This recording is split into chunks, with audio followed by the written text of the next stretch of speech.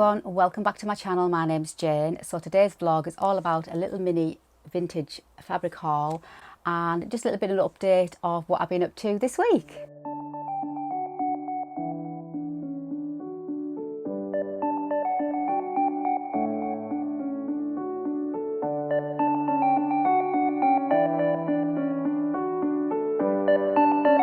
So hi, welcome back. Yes, so I've got a little bit of a mini fabric haul I want to share with you. I got this delicious ditzy floral, vintage ditzy floral fabric from Olive Road, a lovely little company based in England, an independent company, and her name's Sarah, and she sells vintage fabrics and vintage scrap busting patterns. Oh, she's got some really gorgeous fabrics on there. I think it goes all the way from the 1950s all the way up to like 1980s, 1990s. Really gorgeous selection of fabrics. And I saw I think it was something posted on Instagram a few weeks ago now, and she was selling some fabrics obviously, and one of them I just thought, oh, that's absolutely gorgeous, I'm going to have a look at that. So obviously I went onto her site, Olive Road it's called. I'll pop the link in the description box below, like as I usually do, and then you can go over and have a look. And managed to purchase these two beauties. I was so thrilled. So after I got them, I emailed and said, thank you so much, Sarah, for your delicious fabrics. They're really gorgeous. And then I was telling her, like, would you mind if I mentioned her fabrics on one of my vlogs? And she said, not at all. And she said, can I send you a free pattern to chat about? So I said, oh, lovely, of course. So the pattern I chose, they're all scrap busting patterns, and the instructions, I chose the Milli Pinny. I thought, how cute is that? My nana would absolutely love that, because that's something like my nana used to wear. And I'm going to make one for myself. I'm going to put a pocket on the front, big deep pocket on the front, and have it as my little sewing pinny. So I'll put my scissors in there and my tape measure, because I'm forever losing my tape measure. If it's not around my neck, I'll lose it. So I thought, oh, I'll make myself a little sewing pinny, put some pattern weights in, all the things, my chalk, you know, all the things you need at hand in my little sewing pinny. So that's what I'm going to do with that. So she kindly sent me that, but she has other patterns on her site, delicious little patterns to obviously use your scrap fabrics up. So I highly recommend you go and have a look at those. So thank you for that, Sarah. So I'll keep you posted. I'm obviously going to make one, and I'll keep you posted here on my vlog of what I make and what have you, and what fabric I choose. So I've got that. But then she also sent me these delicious, this little pack of buttons. So I was just like, oh, sweet are these. And I think there is 8 little buttons, and they're obviously vintage, like Bakelite plastic. And they've also got this gorgeous, pretty little ditzy floral print on them. I thought, how cute are they? I'll get a bit closer and show you. So, hope you can see that. So I've got 8 of those, and obviously the shank on the back. And then a close-up of the fabrics. How gorgeous are they? Now they're both cotton, and I've got 2 meters of both. Obviously you've got the gorgeous green with the pretty floral print on that one, with pinks and blues and like old gold. And then this gorgeous another ditzy print with little tiny flowers, and there's green on there and there's white on there, and that gorgeous peachy like pink colour too. So I was just totally over the moon with both of them. Like I say, they're vintage, so they're gonna be made into something really special. I'm not just going to cut into them, so I really need to plan what I'm going to do with them. As I say, I've got 2 meters for both, so I've got plenty. So I'm thinking pinafore type of dress length. Well, not dress, because I don't really wear dresses, but you know, like my pinafore length just above the knee that I can wear over jeans and tights maybe. That's what I'm thinking with both of these. And then I can layer obviously underneath for through the autumn and winter, maybe pop a little cardigan on the top. have a go at my pussy bow blouse that my latest vlog was about. I'm going to have a go at making one of them. And I thought, how cute would that be with like nice, maybe a nice, pick out one of the colours, dusky rose, pussy bow blouse underneath that one. Just put these buttons down. I thought, how lovely would that be? And I just can't wait to get going. But obviously they're going to be something really special.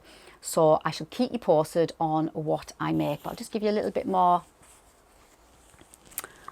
close up because I can hear you all drooling now. All of you that love ditzy prints, isn't that just delicious? Now that's proper on my colour wheel, this one.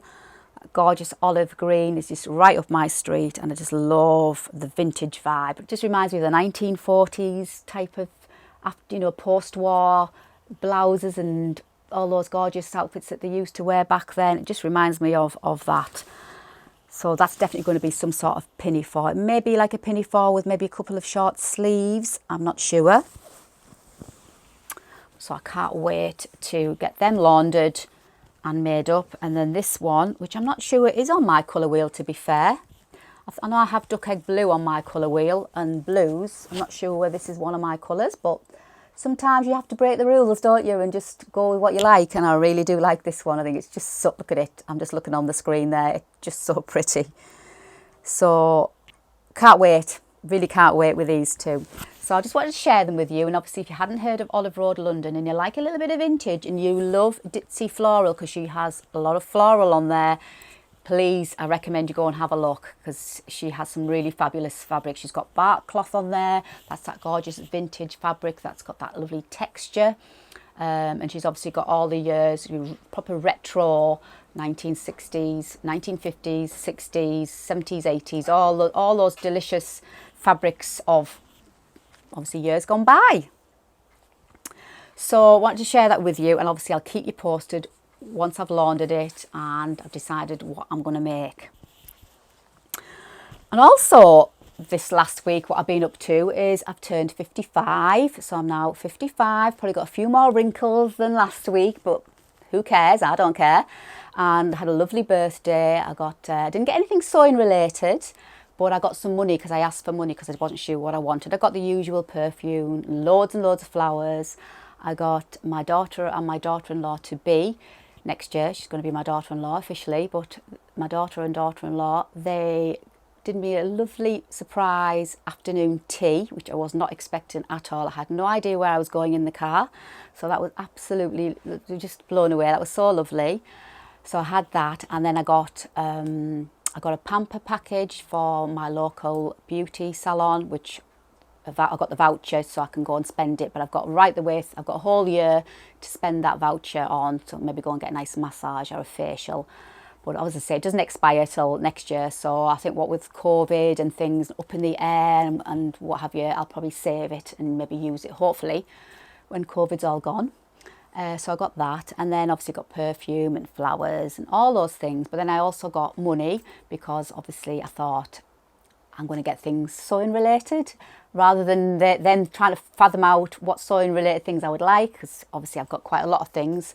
So I've got some money, so I can't wait to spend that on sewing things. And I fancy getting a new French curve perhaps, but it's going to be spent on something sewing, definitely. So I mean, I need little things like rotary blades for my cutter and maybe some more overlock and threads, you know, all the things that you put off. So I might make myself a little shopping list and get all those things that I probably wouldn't ordinarily buy, if you know what I mean. So I might do that. And obviously, could be tempted for some more fabric.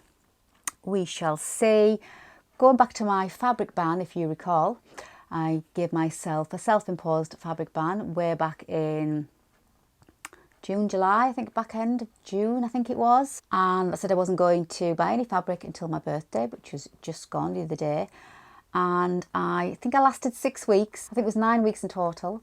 So I lasted 6 weeks. So it's not a failure. I just didn't do it to the full length. But 6 weeks is a really long time for me, I can tell you, for not buying fabrics. I just can't resist pretty fabric. So what am I going to do? And I know you're all the same out there watching me. I know you're all sat there thinking you're exactly the same. If you see a pretty fabric, whether it's floral or whatever floats your boat, then you just got to get it, haven't you? There's no point in denying ourselves. It's just something that we have to do as a dressmaker, don't we? And I'm not harming anybody. It's, you know, I'm buying fabric and, you know, hopefully I'm not going to buy fabric willy-nilly, like I told myself off not so long ago. I have to buy fabric with a purpose, and so far so good. Those two fabrics there, I do have a purpose. I just haven't decided what the purpose is going to be, but they are going to be some sort of pinafore type of dress, definitely. And they're certainly not going to sit on the shelf for months on end. They're going to get made up in the next month or so. But moving swiftly on, seamlessly on to what I've also been doing this week. So if you've been following me along, you know I've been playing about with self-drafting patterns and had a little go at making my bodice block, which I have done, and it's perfect. I just created the bodice block just like I did with my knicker block. I'm slightly going off track here, but all those of you who had a go at drafting your own knickers, making your own knickers, how amazing are they? I have still got half a drawer of my Primark Tesco knickers, and then the other half of my drawer is my self-made knickers, and then I've also got at least 8 pair in my second drawer that I haven't worn because obviously my drawer's overflowing with knickers. But the ones that I've made, they are washing really well. They are literally really hanging on in there just as good, well better than my ready-to-wear pants. So I absolutely love them. They fit like a glove, and every time I put a pair on, I just think, yeah, I made these. And I'd never thought I'd ever say I made my own knickers. So if you've made your own knickers, I bet you think exactly the same as me. And slowly, as my ready-to-wear undies are starting to go, you know, and the elastic comes away and they start to look a little bit tatty, then that pair goes in the bin. So slowly those will be gone, and it'll just have my own handmade pants, and then I'll just replenish them as I need them. And I've got one of these drums, I think it's that one there, full of scrap jerseys. That's enough to make gussets with and enough to make another pair, some more pants with. So I'll always have a little stash of scrap fabrics to make plenty more knickers. So if you've had a go at knickers, it's amazing, isn't it? And if you haven't had a go at making your own knickers, check out my vlog, because it's really simple, unbelievably simple, I'm telling you. And once you've made your first pair, you will be hooked, I can guarantee it. If you need any pretty picot knicker elastic, I do sell some in my shop, and I'll put the link for that in the box below. I have quite a few colours. It's really pretty. So yeah, gone off track a bit there. So going on to like pattern drafting, I was so thrilled at my knicker block, which is hanging up there. So I've got that now. And then I've obviously been working on my bodice block. So these are my original blocks. These are my proper basic block, bodice block. And they've got the darts in. And the back got the darts in. And this is to my size, to my measurements. And there is my sleeve block. So from this block, these blocks, they are like the master. And from there you can create, the world's your oyster on what you create. So I've mastered that. I've got that off to an absolute perfect T. I've been studying all my library books. I've got quite a few dressmaking books that I've had for years. I've only ever flicked through, but now I'm really into it. So I've really studied my books on a morning, every morning. And when I'm sitting in the conservatory, have my cup of tea, I've literally been studying a different section of my dressmaking books, and I'm ready to like explore more. So I want to make these pinafores for the autumn winter so I can layer and wear cardigans and jumpers and things like that. So I thought I'll make a dartless block, which is going to be a little bit looser so I can layer underneath, because obviously that's the block, the main block that's fitted with the darts. And I've taken the darts off, so it's now a dartless block. So that's the back, there's no darts in it. And that is the front. Even though I've got the dart lines, there's no darts in it. That's just what my drawings. So I've took the darts out. So that's ready to go. And I've made the facings, the back and the front facings, neck facings. And then from this sleeve block, I fancy making one pinafore that's going to be sleeveless, so I won't need a sleeve. But the second pinafore, short sleeve, like a short sleeve. So from this block, I'll create another sleeve. It'll be the short sleeve, and I'm not sure whether it's just going to be a just short cap sleeve or a short gathered sleeve, like a little puffy sleeve. I'm not sure yet.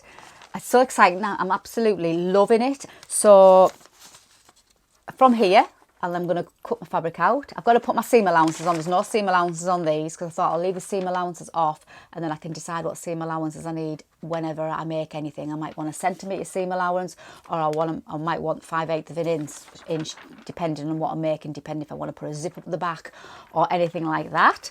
So that's all ready to go. So I've just got to draw my seam allowances on my fabric. Or I can redraw these again and include the seam allowances in, so I could have a set without the seam allowances and another set with the seam allowances. I'm not sure what I'll do, but it's ready to go, if you know what I mean. And then obviously pick my sleeve. And I've just gone off the basic, that's the back. I've just gone off the basic of my block, my basic block for the neck. But I'm going to lower this neck, so when I come to cut my pinafore out, I'm going to lower the neck. So I'll just draw on this piece of paper because I want a little bit lower so I can wear maybe my like a pussy bow blouse underneath type of thing. So that's what I've been up to, and I absolutely love it. I mean, I'm not very quick at doing it because it's all about calculations and measurements and millimetres and all that, but I get there when my cat moves. Did you see if you saw the picture I posted on Instagram the other day, I got it all set out to do some drafting, and one of my cats decided to plonk himself right slap bang in the middle of all my drafting, and he wouldn't move. And you know what cats are like. If you've got cats, they do that. I ain't moving. And I thought he's going to damage my paper, so I just left him. It was 2 hours I had to wait for him to move. So I went and did something else. But yeah, thrilled. Love it. So I'll keep you posted on my very first self-drafted pinafore, which is coming very soon, and can't wait to share it with you. So let me know if you've had a go at doing some drafting. What do you think? And what did you do first? Have you got any tips, hints and tips for me that I should maybe know? Obviously I don't have any hints and tips to give to you because I'm still learning, but as soon as I've had a go and made something, and if I found something out, I will then share my hints and tips with you guys, I promise. And so I'm like lying in bed at night and my mind's ticking over, thinking, oh God, no, you know, I can create that type of bodice with that type of sleeve. I could maybe put a collar on, or I could put a zip on this one, or V-neck, round neck. Oh my God, I can't wait, seriously. So that's what I've been up to. So thought I'd share it with you, keep you up to date. So lots more sewing goodies coming your way. I'll keep you posted. Thanks for joining me today. I hope I've excited you and maybe inspired you to have a go. And obviously, if you follow me over on Instagram, you'll see daily posts of things I've been up to as well. As always, I'll pop everything I've mentioned in the box below, and I shall see you on my next sewing vlog. Until then, please take care, and ooh, so excited. Happy sewing!